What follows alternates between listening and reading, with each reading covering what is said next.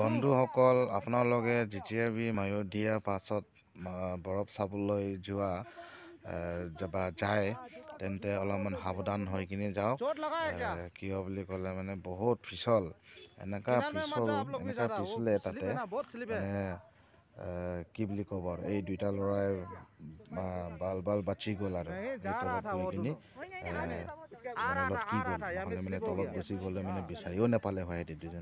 এটি দুজন জাষ্ট আহিছিলে ইয়াতে একটা গাড়ী ক্ৰচিং কৰিছিলে, ভাবিছিলে চাগে ব্ৰেক মাৰি দিলে ৰখি যাম বুলি, এনেকুৱা নহ'ল মানে ব্ৰেকটো মাৰি দিলে অট'মেটিক পিছলি কিনি একদম তলত গুচি গ'ল। দুজন সেই তলতে গৈ কিনি লটকি আছে। ইয়াত এজন আছে আৰু এজন সেই তলত আছে। এইটো বুলেটটো তাতে লটকি গ'ল, তাৰ বাইকে চাইকে দুইজন মানুহ লগতে গিৰি পৰিলে।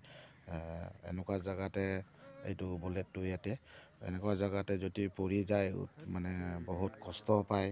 সেইটো কাৰণে অলপ সাৱধান হওক, জনেবি নিজকে অলপ চেফটি থ'বলৈ বিচাৰিব মানে। ধন্যবাদ মোৰ ভিডিঅ' চোৱাৰ কাৰণে, বহুত বহুত ধন্যবাদ।